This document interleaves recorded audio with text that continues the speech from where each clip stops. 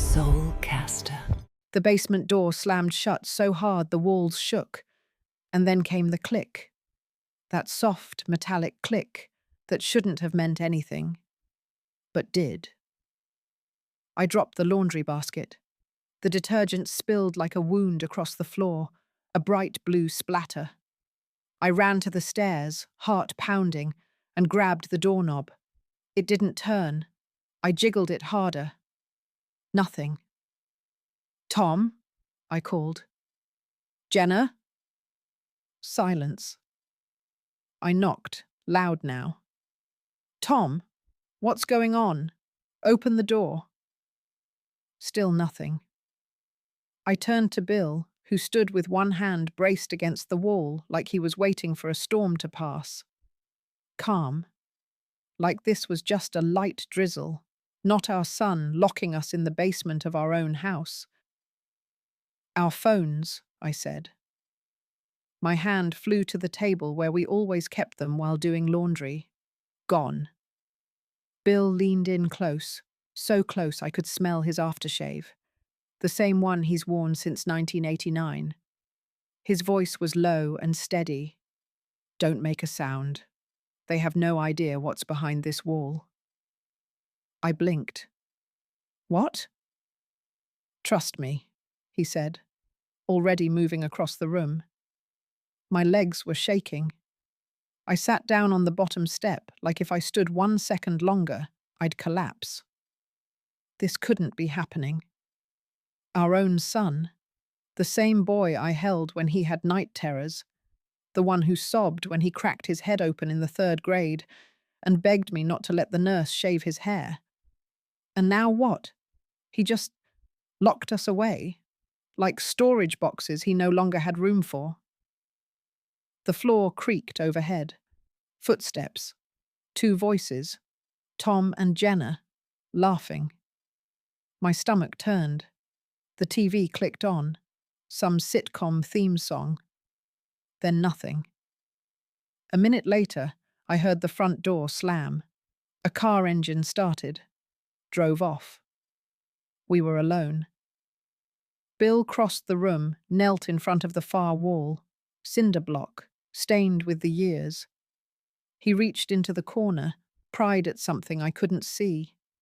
And then, like a magician pulling a rabbit from a coffin, he removed a loose brick. Behind it, a blackened safe. Old, dusty. "What is that?" I asked, my voice hoarse. "Something I hoped we'd never need," Bill said. "But I knew one day, someone in this family might force our hand." For a second, I didn't move. It was like the world tipped sideways. I should have been demanding answers. Instead, I was just staring at a man I'd been married to for 41 years, who apparently had secrets buried, literally, in our basement. And somewhere in the back of my mind, a single horrifying question took root. What if this isn't the first time he's had to use it? By the way, if you're still reading, take a second and follow. More than 99% of people never do, but it really helps the team keep digging up these stories. And trust me, it gets worse from here. Bill turned the dial on the safe like he'd done it 1,000 times. His hands didn't shake. Mine couldn't even grip the edge of the chair. "I know what you're thinking," he said. "No, you really don't." He opened the safe. Inside, papers, bundles of cash, and a small metal tin. "This was always Plan C," he muttered. "A fail-safe, for if Tom ever showed his real face." "What do you mean real face? He's our son." Bill didn't look at me. He just said, "Not exactly." I stared at him. I wanted to scream, but my voice wouldn't work. Just static in my throat. He handed me a thick envelope. It had my name on it. My maiden name. I tore it open with shaking fingers. Inside, photos. A birth certificate, A letter dated 1994, signed with a name I didn't recognize, and a photograph of Tom as a toddler, standing next to a woman who definitely wasn't me. My vision tunneled. Bill finally looked at me then. "There's something I need to tell you, and it's going to explain everything, including why our son just locked us in a concrete tomb." I didn't speak. I couldn't, because I had already noticed something else. In one of the photos, behind the mystery woman and toddler Tom, was our house. That same damn basement window with the spiderweb crack I never got around to fixing. What the hell had my husband done? And who the hell was this woman holding my son? I didn't know yet. But the one thing I was sure of, we weren't getting out of this basement until I found out who the stranger upstairs really was, and why he wanted us dead. I pulled the photo out of the envelope with fingers that barely felt like mine. The boy was maybe 4, grinning in a crooked little way that made something in my chest ache. I knew that smile. I'd kissed that smile goodnight 1,000 times. I'd wiped applesauce off that chin, packed it into kindergarten, sat in a folding chair, clapping like a lunatic at third-grade talent shows. But the woman holding his hand wasn't me. Her hair was thick, auburn, tied back with a green ribbon. She had a look in her eye that told me she wasn't a stranger to hard things. And in the corner of the photo, scrawled in faded pen, Tommy, age 4, Meadow Lane. Meadow Lane, 2 blocks from our house. I looked up, barely hearing my own voice when I asked, "What is this?" Bill didn't look proud. He didn't look guilty either. Just tired. "I was 24. Before I met you. There was a woman named Carla. She was a bartender. Wild, smart, bad with follow-through. We weren't together long. She left town without saying goodbye. That was that." "And he?" I choked out. "Tom?" I didn't know. Not for sure. Not until 2011. He reached into the safe again and handed me a letter. A single page, typed. I scanned it quickly. The return address? A halfway house in Indianapolis. "Bill, he's yours. He lives 2 blocks from you. His name is Tom. He doesn't know. Don't tell him I wrote. I just wanted you to know." There was no signature. "I checked," Bill said. "I saw him. I didn't say anything at first. Just watched. Then I introduced myself one day at the grocery store. Said I'd known Carla. He looked like me. I knew. I just knew." I clutched the letter like it might explode. "So you got to know him, became his friend, and then one day just brought him home?" "Let me believe. You were so happy," he said, and it came out as a whisper. "You wanted kids, and after the miscarriage, after everything we went through, I didn't want to take that from you. I thought I could handle it. I thought if I loved him hard enough, if you loved him, maybe it would become true." My throat burned. I remembered that first week Tom moved in. He was 17, lost, awkward. Said he'd been in foster care a few years, and things didn't work out with his last placement. I had filled in the rest myself. My heart latched onto him like Velcro. And Bill had just let me. "You let me call him my son," I said. "You let me give him my mother's Bible on his wedding day. You watched me cry when he said I wasn't technically his real mom to Jenna's parents. And you still didn't say a damn word." Bill looked at me then, the kind of look that makes silence louder. "I thought he needed a family," he said. "I didn't realize he was going to dissect it piece by piece." The worst part, I believed him. Because over the years, there were signs, subtle things I ignored. Tom never asked about my side of the family, never called me Mom unless someone else was listening. He avoided our holiday traditions, ones that meant something to me. And then there was the damn chess set, my father's, hand-carved walnut, the only thing I had left after he passed. Tom hated it, said it gave him the creeps. I'd once found it in the garage, dumped in a storage bin. When I asked him, he'd just shrugged and said, maybe it fell, probably just the wind. There was no wind in the garage. Now I looked down into that safe. Alongside the letters were deeds, bank records, a passport, cash, more than I'd ever seen in one place, and a small velvet box. Inside, a ring, not mine, not Carla's. I raised an eyebrow. Bill's mouth twisted into something like regret. She gave it to me before she left, said it was her mother's. I didn't want to keep it, but I also didn't want to throw it away. I don't even know why it's still here. I almost laughed, a dry, bitter sound. Maybe for the same reason Tom still is. You couldn't let go. He didn't argue. I sat on the concrete floor, folder in my lap, and stared at nothing. The truth sat heavy in the room. I had never given birth. I had never held my baby in a hospital room. I had never sung lullabies to someone who shared my blood. I had loved a stranger's child like my own. And now that child had locked us in a basement and stolen our lives. I don't know how long we sat in that silence, both of us sinking into different kinds of shame. Eventually, I said it aloud. He doesn't know I'm not his real mother, does he? Bill shook his head. And that somehow was worse. Because if Tom didn't know, then this wasn't revenge. It was just who he really was. I've been furious before. I've thrown plates, slammed doors, once even smashed a garden gnome into ceramic confetti after a fight with Bill in 1997.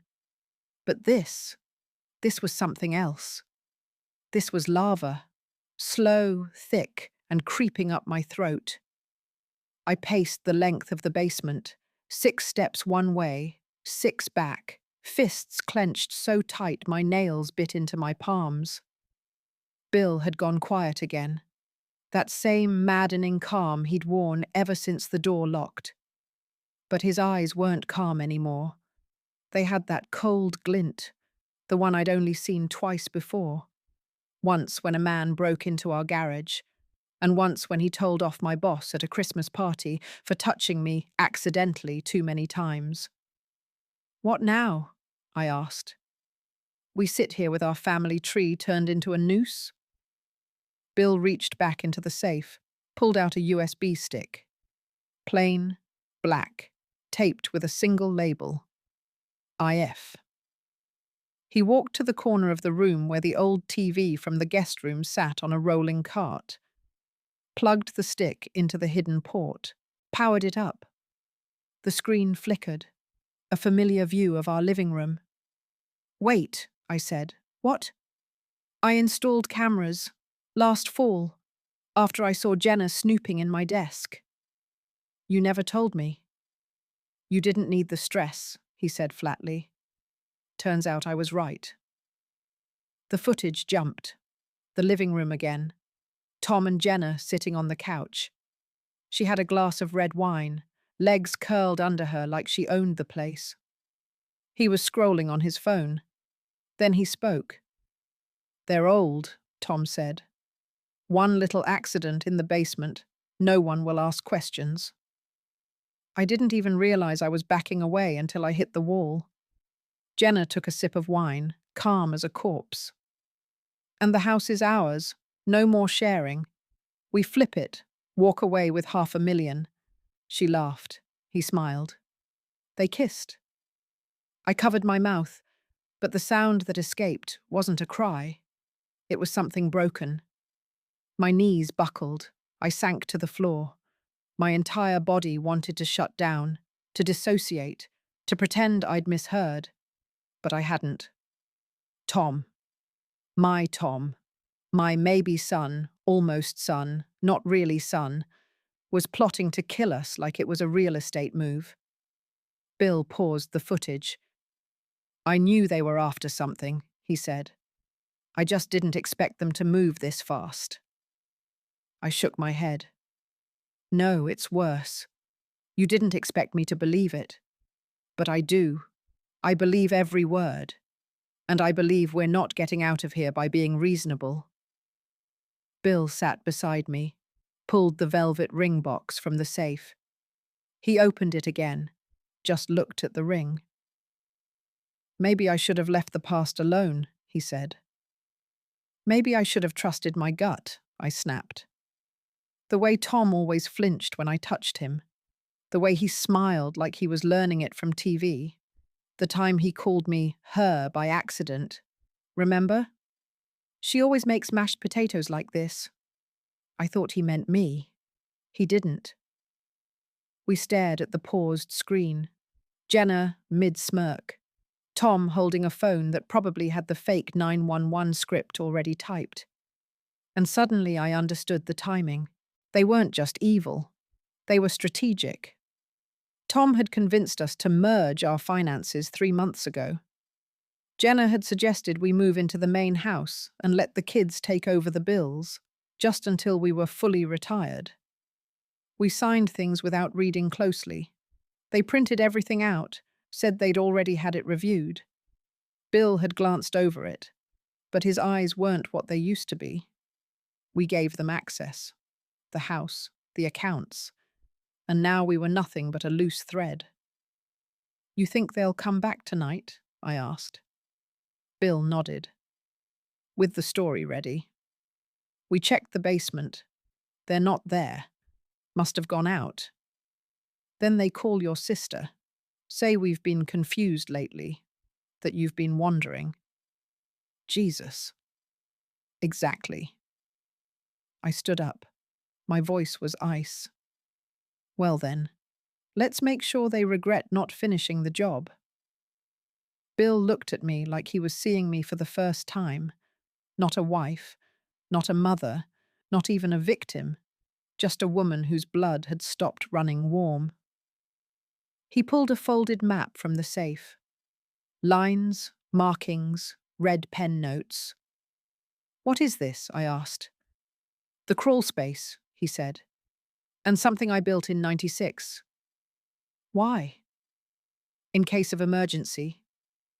And this qualifies? Oh, he said, sliding the map toward me. We passed that threshold the moment our son became our executioner. I took the map, smoothed it flat, and smiled for the first time in hours. Because if Tom and Jenna thought the basement was the end of our story, they had no idea who they locked in. The wall didn't look like much, just another slab of concrete lined with old tools and disused shelves. But Bill walked over, reached behind a rusted mop bucket, and pulled at what I assumed was a dead pipe. With a groan, a panel of drywall popped out an inch, revealing a black metal hatch, bolted with a rotating crank. You're kidding me, I whispered. I wish I were, he said, turning the crank. The hatch creaked open with the sound of years echoing out of it. There was a tunnel. Actual tunnel. Cinder block lined, barely tall enough to crawl through, lit by dim utility bulbs that hadn't burned out since Clinton was in office. You built this? After the Thompson break-in, remember? He said, as if this were a totally normal next step after a neighborhood burglary. While you were at your sister's that summer, I hired a contractor.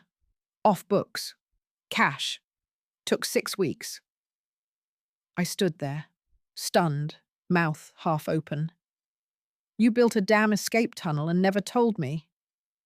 I never thought I'd need to, he said, crouching down and grabbing a flashlight. Until our son turned out to be the kind of bastard who sees murder as a financial strategy. I followed him in. I didn't hesitate. The tunnel was narrow, and I scraped my shoulder more than once. The air smelled like dust and rust and time. At one point, we passed a junction, sealed off now, but I saw what looked like a locked metal locker embedded in the wall. "What's in there?" I asked. "Old documents, a shortwave radio, spare ID." "You seriously prepped for the apocalypse?" "Just betrayal," he muttered. Turns out the two overlap. 10 minutes later, we emerged into the detached garage behind the old lawnmower that hadn't worked since 2010. Bill brushed off his jeans, walked to the far end, and yanked a dusty tarp off what I assumed was junk. It wasn't. It was a 1995 Lincoln Town Car. Inside the trunk, a duffel of bundled bills, a metal box marked Executor Instructions, and, because why not at this point, a fully loaded prepaid cell phone still in its shrink wrap. I stared at him. "You thought of all this?" He met my eyes. "I've been preparing for betrayal since the day I met my son." There was no pride in his voice, no gloating, just fact. We got in the car.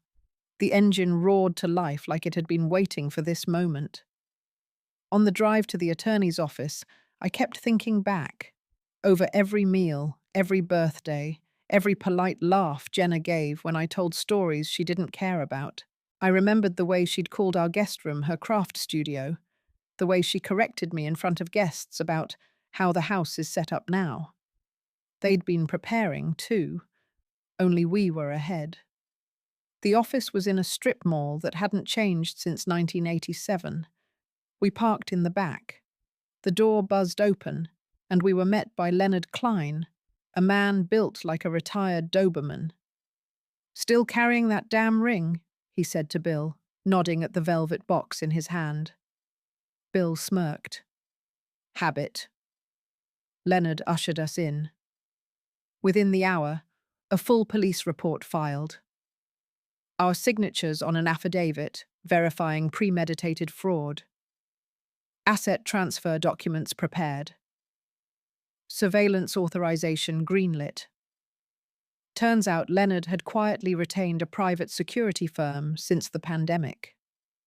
One phone call later, our house was being watched from a nondescript van 2 blocks away. "If they come back, we'll know," Leonard said. Bill nodded, but I leaned forward, fingers laced together. "It's not enough that they get caught." Leonard raised an eyebrow. "What are you asking?" "I want to be there," I said, voice cold and clear. "When they realize we're not dead." Silence. Then Leonard smiled, not kindly. "You always did have a mean streak, Diane." "I used to bake cookies for them," I replied. "Now I want to serve something else." We left through the back, stayed at a motel off Route 19, cracked wallpaper, buzzing fridge, and one working lamp. I sat on the bed that night and watched the footage again. Jenna saying, "Flip it." Tom talking about one little accident. And I imagined them coming home, looking smug, holding their little rehearsed lines ready, only to find us alive and ready. My resentment had calcified into something colder, sharper, because I may not have given birth to him. But he had no idea what kind of mother he just tried to bury. Tom and Jenna pulled into the driveway like two actors walking onto a stage they thought they controlled. Tom stepped out first, button down, khakis, holding his phone like a prop. Jenna followed, oversized sunglasses, fake concern already painted on her face. The neighbors were out. One walked a dog. Another pretended to water a patch of already dead begonias. Tom timed it perfectly, loud enough for everyone to hear. "It's just weird. We haven't heard from them in days. We're worried." He unlocked the front door like he hadn't been the one who changed the locks. Inside, they started their little performance. Moving through the living room, talking just a bit too loud. "Mom," Jenna called, her voice breaking in all the wrong places. "Dad?" They were halfway through the first act of their lie when the knock came. 3 sharp raps on the door. Tom opened it. Casual, still holding his phone like he'd just finished dialing the police. 2 officers. Not young, not impressed. And behind them, me and Bill. I'll never forget the way Tom's face twisted. Confusion, then calculation, then that panicked math you do when the universe folds in on itself. Where? The officer cut him off. "We'd like to ask you both about some footage and audio recordings. Also, your involvement in a potential attempted fraud and conspiracy to commit unlawful death." Jenna made a sound like a hiccup. Bill stepped forward, calm as ever. He handed over a small envelope. Inside, the USB. A copy of the trust. The signed, time-stamped power of attorney Jenna had forged and didn't think we'd notice. Dumb girl didn't even spell my name right. The officer looked it over. "You two are going to want legal counsel." Tom reached for words, stumbled. This is crazy. That footage. Who knows how old it is? They're confused. My dad's been forgetting things. And she has a history of... I stepped forward, calm, cold. "You didn't inherit this house," I said. "You inherited a lie." He stared at me like he didn't recognize my face. I saw his lip twitch, saw him try to pull the sympathy card. "Mom, come on." "No." My voice cut through the room like glass. "You locked me in a basement. You plotted my death. And the worst part is, I would have forgiven you for not loving me. But this?" I stepped closer, watched him shrink.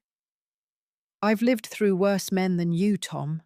Better liars, stronger monsters. But you're just cheap. And now?" I smiled, just barely. "You've lost everything." Jenna fainted. Honest to God, fainted. Dropped like a sack of potatoes onto the rug I picked out in 2004. Tom didn't catch her. He just stood there, mouth moving, hands shaking as the cuffs clicked shut. "You can't do this. You don't understand." "Oh, I understand perfectly," I said, already turning away. "You thought you were playing chess, but you brought a checker's brain to a poker game." The officers led him out. Jenna got hauled up a few minutes later, makeup streaked, sniffling. I didn't look at her. She never looked at me. Bill and I didn't stay to watch the paperwork. We didn't wave to the neighbors or thank the officers. We just walked out the front door like we still owned the place. Because we did. The porch was warm under my feet, the sky turning orange. I stood there for a long time, just breathing. Bill stood next to me, hands in his pockets. "From now on," I said quietly, "no more secrets." He nodded. "From now on, we protect each other." I didn't smile. There was nothing to smile about, just a sunrise, and a house I nearly died in, but didn't. I survived, and I made sure they'll never forget it.